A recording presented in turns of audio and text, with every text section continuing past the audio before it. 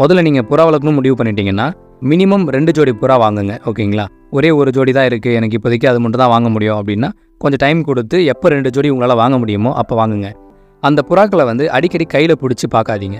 புறாக்களுக்கு ஏதாவது அதோட ஆக்டிவிட்டீஸில் வித்தியாசம் தெரியுது, இல்லை நோய்வாய்ப்பட்ட மாதிரி தெரியுது அப்படின்னா அதை செக் பண்ணுறதுக்காக மட்டும் தான் நம்ம புறாக்களை கையில் பிடிக்கணும்.